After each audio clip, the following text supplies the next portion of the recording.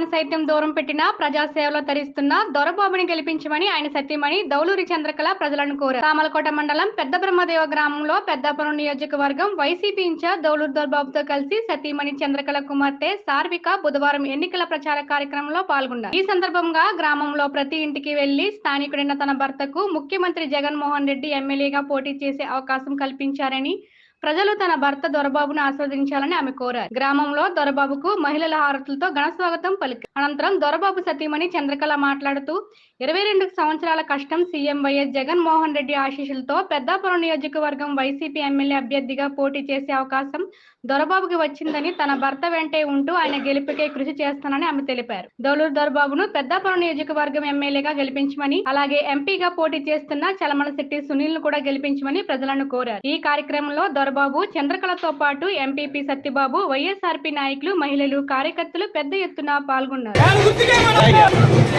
22 సంవత్సరాల కోరిక మా దొరబాబు గారిది.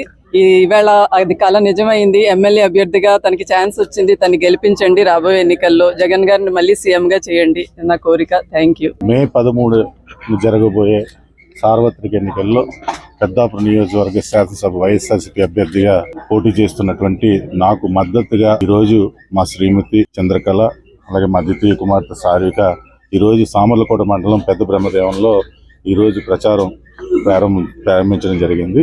ఈ కార్యక్రమానికి మద్దతుగా వచ్చినటువంటి మా మహిళా నాయకులు, అలాగే నాయకులు, వైఎస్ఆర్సీపీ నాయకులు, కార్యకర్తలందరూ కూడా పేరు పేరున నా హృదయపూర్వక కృతజ్ఞతలు తెలియజేసుకుంటూ ఈరోజు పెద్ద బ్రహ్మదేవమే కాదు, పెద్దాపురం నియోజకవర్గంలోని ప్రతి గ్రామం, అలాగే పట్టణంలోని ప్రతి వార్డుకి వెళ్ళినప్పుడు అక్కడ ఉన్న ముఖ్యంగా అక్క చెల్లెములు, అవ్వాతాతలు అందరూ కూడా జగన్మోహన్ రెడ్డి గారి సంక్షేమ పథకాలను చూసి ఈరోజు ప్రజలందరూ కూడా వచ్చే ఎన్నికల్లో వైఎస్ఆర్సీ అభ్యర్థిగా, ఎందుకంటే 40 సంవత్సరాల తర్వాత ఒక స్థానికుడికి అవకాశం వచ్చింది.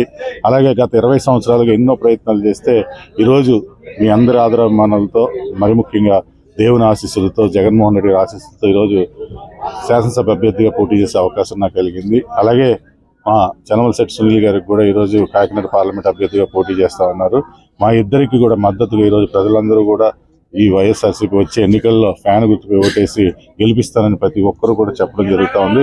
ఇది పెద్దాపురం నియోజకవర్గం కాదు, ఈరోజు కుప్పం నియోజకవర్గంలో కూడా జగన్మోహన్ రెడ్డి గారి పరిపాలన చూసి వైఎస్ఆర్సీపీ జెండా ఎగరేస్తున్న విశ్వాసం మాకు ఉందని తెలియజేసుకుంటూ సెలవు తీసుకుంటాం.